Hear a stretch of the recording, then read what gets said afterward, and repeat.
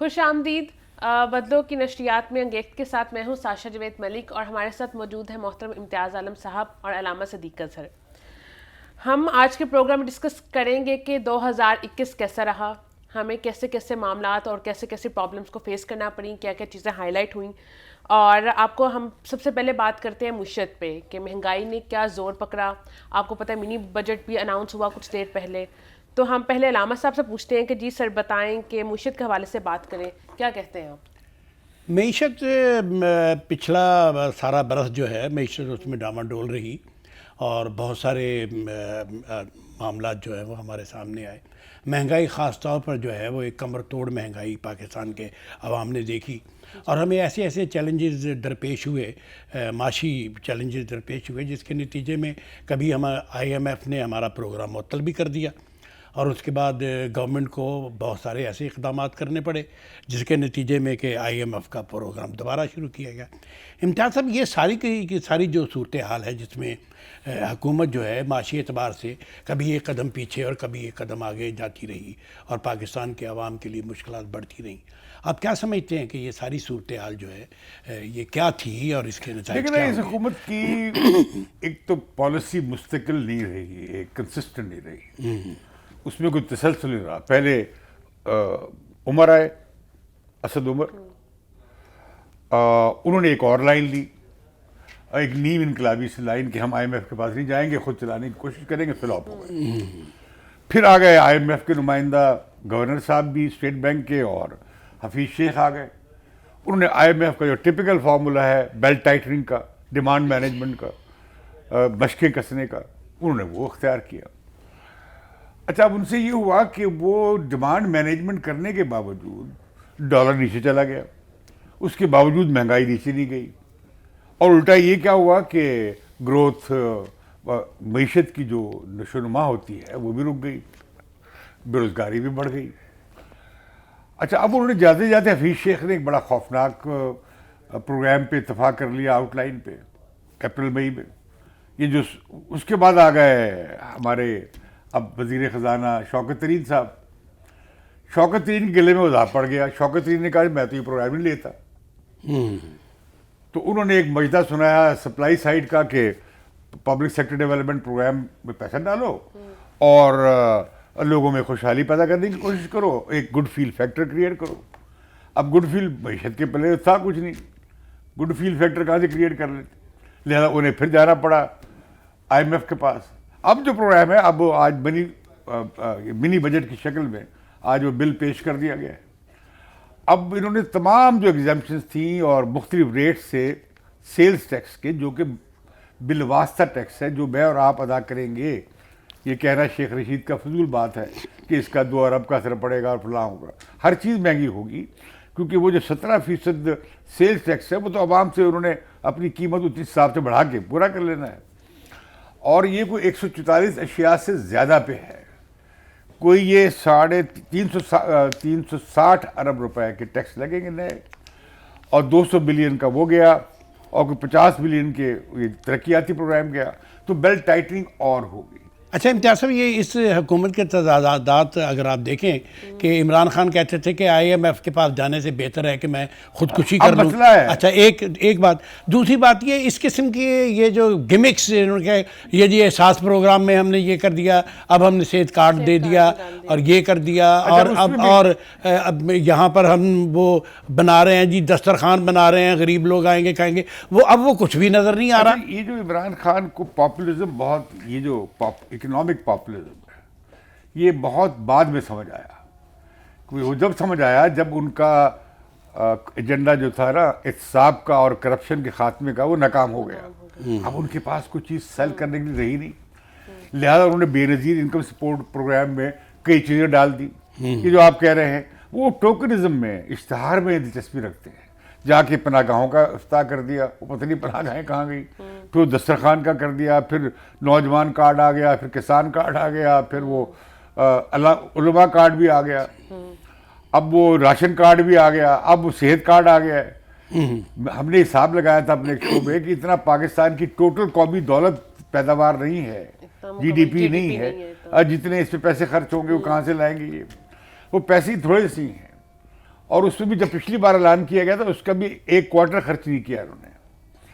جب یہ آیا کووڈ-19 آیا, جب وبا پھیلی تو انہوں نے ایک پیکج دیا تھا, اس کا 1/4 بھی خرچ نہیں ہوا عوام پہ. اب اس کی بحث چل رہی وہ پیسے کہاں گئے ہیں. تو عمران خان ٹوکرزم میں یقین رکھتے ہیں کہ لوگوں کو خوش کیا جائے. ابھی انہوں نے یہ جو صحت کارڈ کا اعلان کیا ہے, ابھی ہمارے صحافی حضرات جائیں ذرا پتہ تو کریں کہ انشورنس کمپنیز کے ساتھ کتنا پیسہ ادا کریں گے, کتنے لوگوں کو مل سکے گا, کیونکہ گورنمنٹ نے تو انشورنس دینی ہے لم سم انشورنس کمپنی کو. تو لہٰذا یہ گمکری جسے کہتے ہیں نا, آپ کہہ رہے ہیں کہ یہ جو تماش بینی جو ہے اس سے معیشت ٹھیک نہیں ہوتی. اور اس سال بھی $20 ارب ہم نے دینا ہے سود کی ادائیگی میں اور قسطوں کی ادائیگی میں. اگلے سال $17 بلین دینا ہے. عمران خان کے دور میں 25 سے 40 بلین پہ 40 ارب پہ پہنچ گیا ہے بیرونی قرضہ. اور جب تک اگر یہ اپنے وقت پہ گئے تو آلموسٹ یہ $50 بلین سے زیادہ ہو جائے گا. یعنی جتنا عمران خان سے پہلے کی تمام حکومتوں نے بیرونی قرضہ لیا تھا اتنا یہ اور بڑھا جائیں گے. یہ صرف عمران خان کا قصور نہیں ہے. عمران خان کا قصور, یہ الزام درست ہے کہ پچھلی حکومتوں نے یہ قرضے لیے, لیکن عمران خان نے اس قصور میں گناہ میں ایک اور ڈبل گناہ شامل کر دیا. وہ انتہائی مہنگے کمرشل قرضے لے رہے ہیں, یہاں تک کہ سعودی عرب سے نواز شریف کے زمانے میں $1.5 ارب مفت ملا تھا. انہیں وہ ملا ہے جب مرضی لے جائیں اور 4% اس پہ 4.5%. اچھا, اب انہوں نے یہ جو روشن پاکستان جو اکاؤنٹ کھولا ہے, وہ سارے اوورسیز پاکستانی جو ہے بینکوں سے قرضے لے رہے ہیں, 0% میں وہاں قرضہ ملتا ہے امریکہ میں اور یورپ میں, اور وہ اٹھا کے ڈال رہے ہیں اس میں روشن پاکستان میں, انہیں 6% ملے گا. تو لہذا انہوں نے کوئی پلان نہیں کیا قرضوں کو کم کرنے کے لیے, الٹا یہ کیا کہ قرضوں پہ قرضے بھی ادا کیے اور اس کے لیے قرض لیا, لیکن ساتھ ہی مزید قرض لیے اس لیے کہ آمدنی بڑی نہیں, خرچے ویسے کی ویسے موجود ہیں, اور پھر چھوٹی سی معیشت ہے اس پہ اتنا بڑا بوجھ ہے اتنی ہیوج ریاست کا. تو یہ معاملہ نہیں چل سکتا تھا اور نہ چل پا رہا ہے. 5 انہوں نے اپنے سیکرٹری جو مالیات تھے, سیکرٹری خزانہ, وہ بدلے. 5 انہوں نے اپنے FBR کے فیڈرل بورڈ آف ریونیو کے چیئرمین بدلے, اور بار وزیر خزانہ بھی بدلے. ایک پالیسی نہیں رہی. اچھا, لہذا بھی امید کر رہے ہیں کہ جب ان کی ٹینیور کا آخر آ رہا ہے تو انہیں امید بندی ہے, جس سے ابھی شیخ رشید نے ایک بڑا ہی مذاقہ خیز بیان دیا ہے کہ عمران خان کی حکومت کے 5ویں سال میں مہنگائی کم ہو جائے گی. کون جیتا ہے تیری سلف کے سر ہونے تک. اور یہ کہا جا رہا ہے کہ مہنگائی تو پہلے ہی جو سینسٹیو انڈیکیٹر ہے اس کے حساب سے 20% ہو گئی ہے, اور اگلے سال یہ اور دیکھے گی اور بڑھ جائے گی, کم نہیں ہوگی. اور روپیہ دیکھیں کہاں چلا گیا ہے, 178 180, کل 2 دن پہلے 184 185 روپے میں ڈالر بکا ہے. تو لہذا یہ جو صورتحال ہے کہ مجھے نہیں لگتا کہ یہ اسٹیبلائز ہوگی. البتہ یہ ہے کہ IMF کا جو پیکج آ جائے گا, جو جس کی تیاری کر رہے ہیں, یہ ملی بجٹ اس لیے لائے ہیں, اسٹیٹ بینک کی جو آٹونومی, پاکستان سے آٹونومی دے دی ہے اسٹیٹ بینک کو. ویسے آٹونومی ہونی چاہیے, میں آٹونومی کا حامی ہوں کہ حکومتیں بلا وجہ خرچہ نہ کریں, بلا وجہ بورو نہ کریں بینک سے, یہ ہونا چاہیے بند. اس کے نتائج تو ہمارے سامنے آئیں گے ابھی, جو ہوا ہے. لیکن امتیاز صاحب, ہم یہ کہہ سکتے ہیں کہ پچھلا برس جو ہے یہ پاکستان کی اکانومی کے لیے, پاکستان کے عوام کے لیے بہت بدترین رہا, اور عوام بھی بہت زیادہ مایوس رہی اس میں.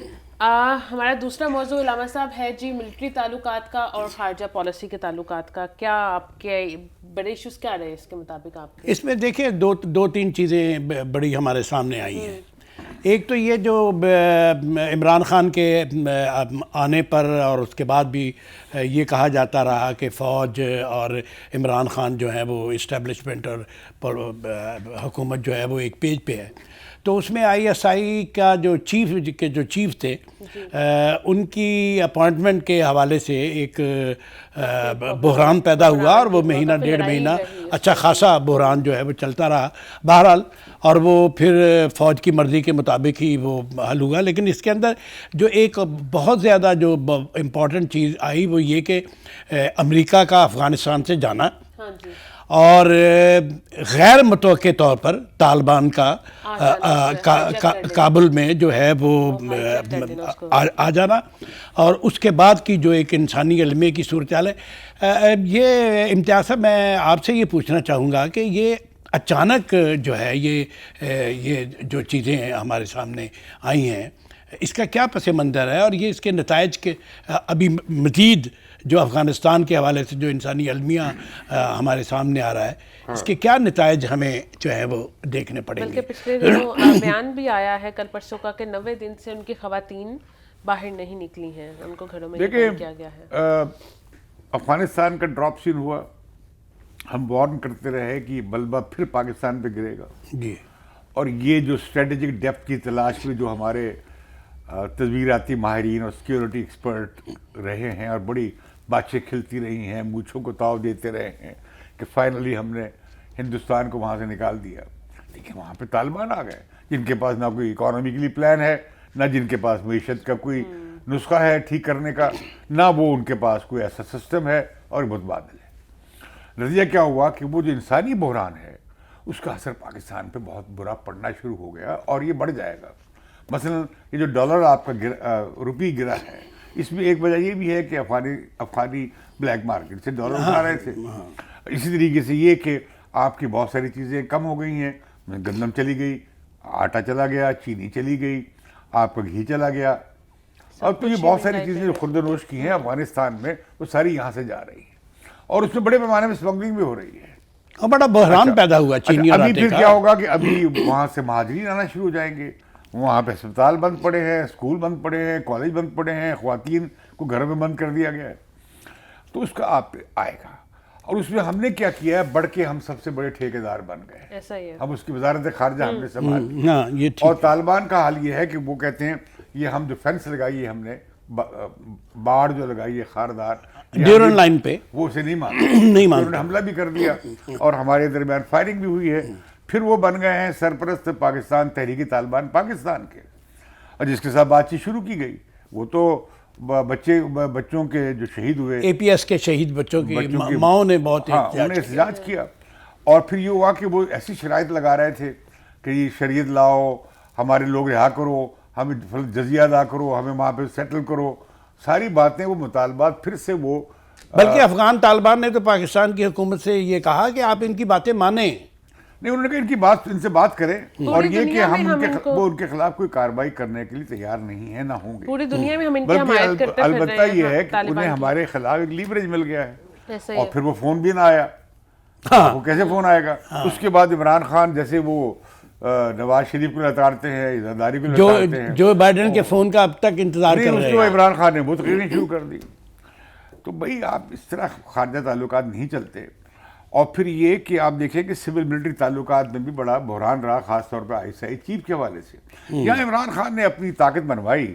بطور چیف ایگزیکٹو کے، انہوں نے فیض کو، جنرل فیض کو ریلیو نہیں کیا 19 تاریخ تک، اور 19 تاریخ سے پہلے انہوں نے پھر وہ 36 بل جو تھے، یہ 32 بل یا 34 بل جوائنٹ سیشن میں منظور کروا لیے، فون چلے گئے، لوگوں نے ہاتھ کھڑا کر دیا، لیکن وہ تعلقات بگڑے۔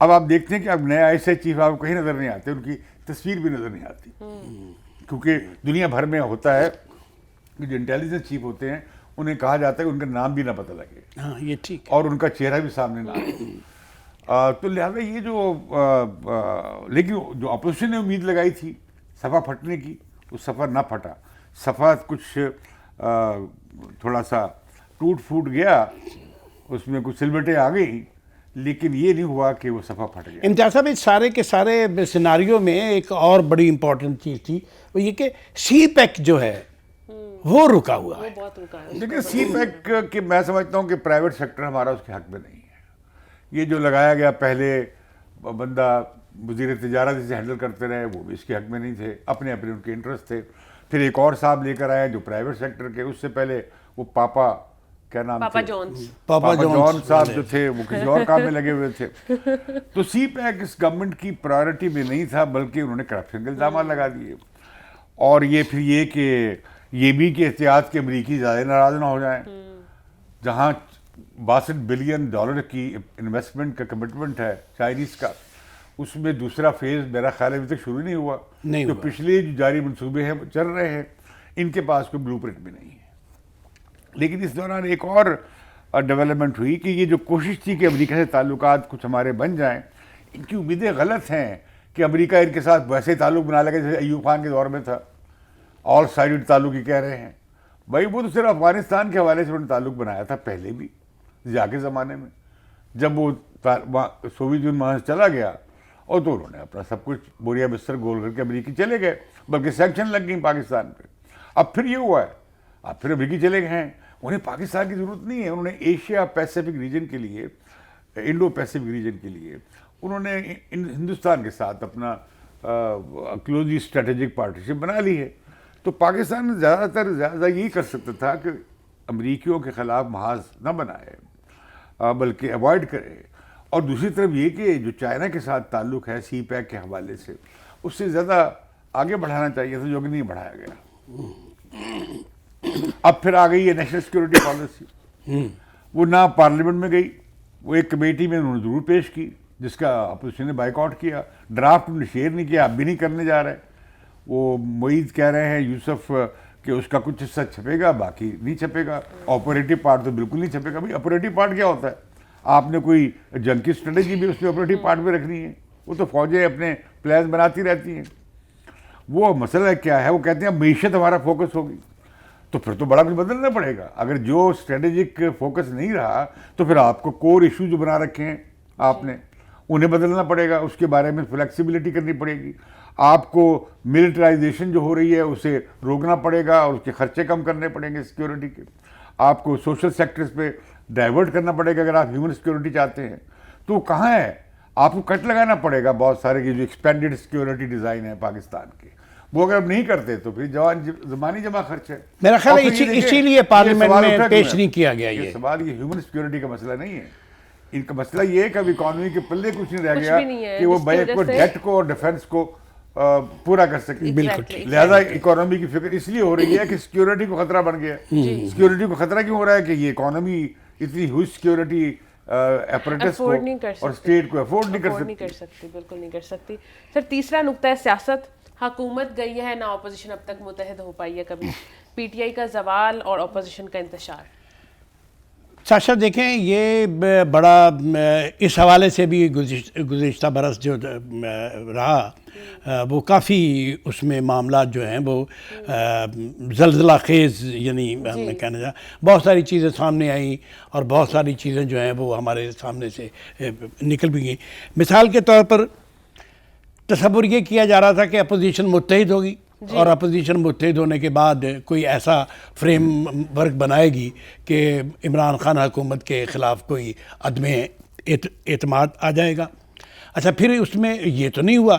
اس کے بعد یہ ہوا کہ مقامی حکومتوں کے جب انتخابات ہوئے تو 12 برس کے اندر 12 برس میں جو پری ڈومیننٹ پی ٹی آئی کا رول تھا وہاں وہ نظر آیا کہ وہ تو بالکل ختم ہو گیا ہے.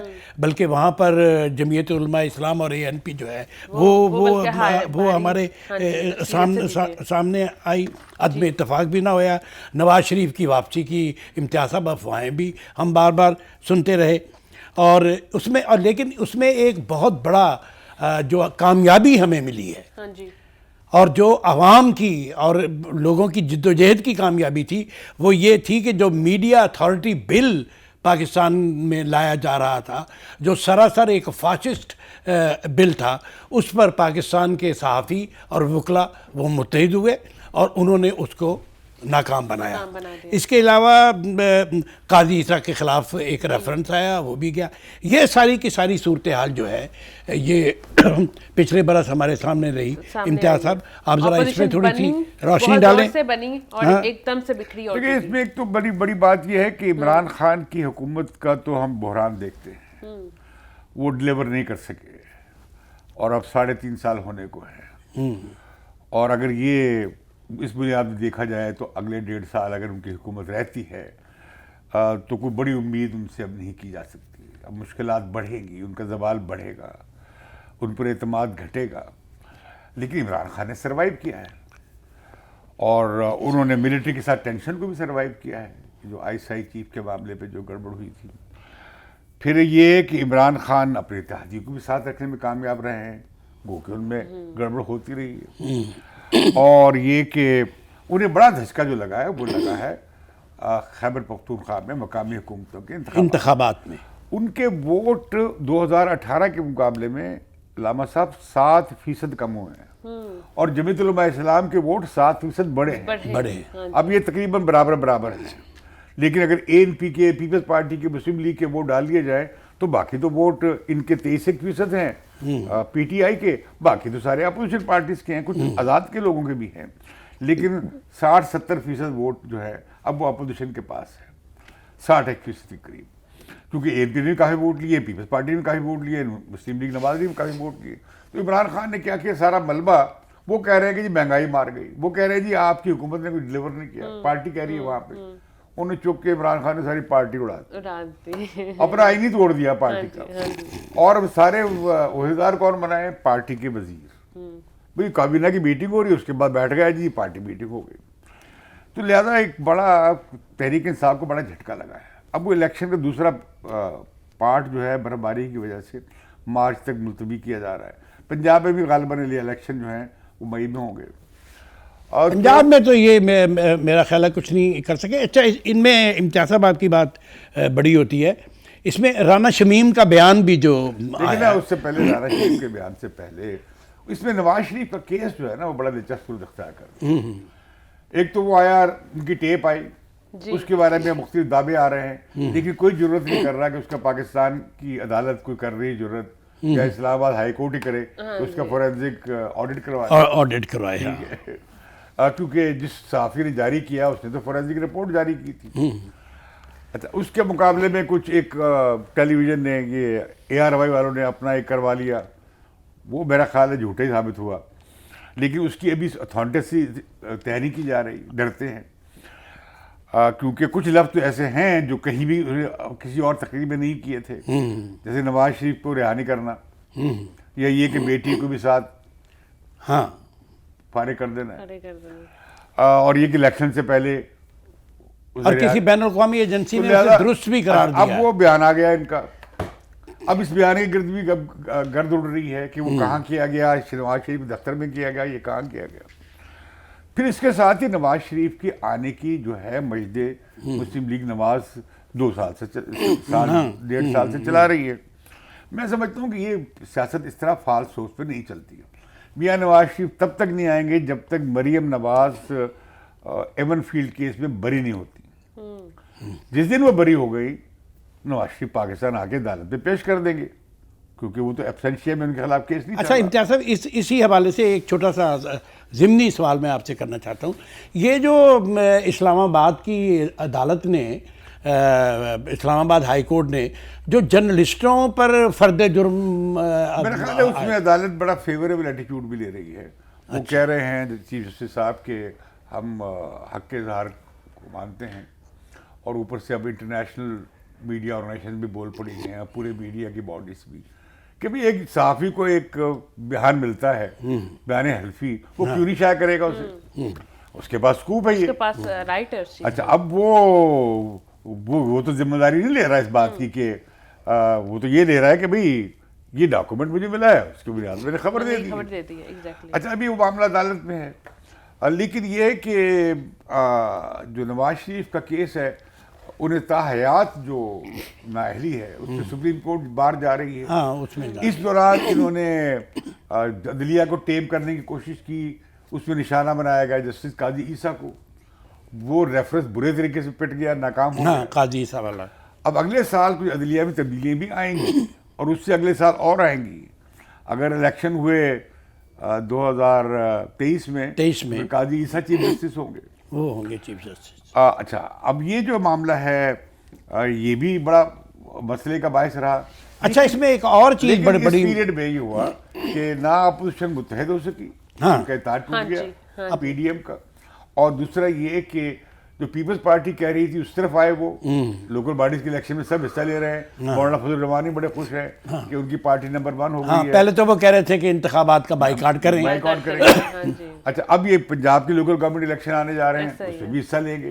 ابھی پنجاب اسمبلی میں وہ بل اکٹھا اس پہ اتفاق رائے ہو رہا ہے کہ جی اس میں لوکل گورنمنٹ پہ اتفاق رائے سے کر لیا جائے، اور یہ جو تھا کہ جی اسمبلی میں اسپیکر کے خلاف لایا جائے یا سینٹ کے چیئرمین کے خلاف لایا جائے، جو جعلی طور پہ چیئرمین بنے سینٹ کے، اب وہ بھی نہ ہوا، پنجاب میں بھی نہ ہوا. تو میں سمجھتا ہوں کہ اپوزیشن بھی اس پیریڈ میں ٹائم فش رہی. اچھا، اس پچھلے برس میں ایک اور بڑی ہیوملیٹنگ خبر آئی عمران خان کے لیے، اور وہ یہ تھی کہ ٹرانسپیرنسی انٹرنیشنل نے یہ کہا کہ پاکستان جو ہے وہ کرپشن میں پہلے کی نسبت 4 درجے آگے چلا گیا. اچھا، وہ ان کے لیے بڑی امبیرسمنٹ تھی.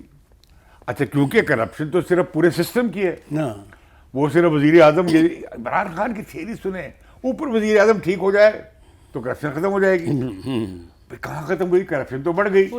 جتنے اسکینڈل آئے، اب لیٹسٹ اسکینڈل کھاد کا آ گیا ہے. کھاد کا اب 17% اس پہ لگے گا سیل ٹیکس، جو پہلی بلیک ہو رہی ہے کھاد. تو کسان کیا کہیں گے؟ اسی طریقے سے آپ نے دیکھا گندم کا اسکینڈل، چینی کا اسکینڈل، سیمنٹ کا اسکینڈل. ابھی تو یہ دواؤں کا بہت گیس نہیں مل رہی ہے، گیس نہیں مل رہی، اور جو مل رہی ہے کتنی مہنگی مل رہی ہے. اور اب آپ دیکھیں گے اب جن نے یہ اسکینڈلز کیے ان کو اور اچھی پوسٹیں دے دی گئی ہیں. کچھ بھی نہیں ہوا شوگر مافیا کے خلاف. پھر آپ نے دیکھا شیخ رشید نے کہا، وہ جس نے دواؤں کا اسکینڈل کیا اسے پارٹی کا سیکرٹری جنرل بنا دیا گیا تھا. دیکھیں نا، آپ یہ دیکھیں شیخ رشید نے کہا کہ ہم فیل ہو گئے مافیا کو ختم کرنے میں، کرپشن ختم کرنے میں، مہنگائی ختم کرنے میں. تو پھر پی ٹی آئی حکومت کا جواز کیا رہ گیا؟ جس پلیٹ فارم پہ یا مینیفیسٹو پہ آئے تھے وہ، اس میں تو ناکام ہو گئے. تو لیکن عمران خان نے سروائیو کیا، اور عمران خان نے اسرٹ بھی کیا ویزا بی ملٹری اسٹیبلشمنٹ. اور اس میں اپوزیشن کو اس معاملے میں ان کی ٹاک نہیں کھینچنی چاہیے تھی. ایک موقع پر اس طرح سیاست ہے. پھر یہ کہ جی آپ کہہ رہے ہیں کہ جی ہم تو اسٹیبلشمنٹ کی سیاست نہیں کرتے، لیکن آپ کی امید کر رہے ہیں صبح شام کی صفحہ پھٹ گیا ہے، اور صفحہ پھٹ گیا ہے تو ہمارے ساتھ صفحہ کھلا ہے کہ نہیں کھلا ہے. تو یہ تو سیاست جو ہے یہ اصولی نہیں ہے. اس میں صرف میاں نواز شریف کا موقف مضبوط رہا ہے، اور مولانا فضل الرحمان کا، کہ نہیں ہم تو صرف چاہتے ہیں کہ فریش الیکشن ہو جائے. اب فریش الیکشن کے لیے بھی وہ سمجھتے ہیں کہ اسٹیبلشمنٹ پہلے عمران خان کو نکالے. یہی زرداری صاحب نے کہا. تو میں سمجھتا ہوں کہ اپوزیشن کو عمران خان کے خلاف اسٹیبلشمنٹ کا بازو نہیں بننا چاہیے. اور عمران خان کو بھی دیکھ لیں، اگلا سال عمران خان کا سہانا نہیں ہونے جا رہا، تو انہیں پریشان ہونے کی ضرورت نہیں ہے، اور ذرا انتظار کر لیں. ابھی میرا خیال ہے اپوزیشن، میرا خیال ہے کہ ابھی بھی الیکشن میں تیار نہیں ہے.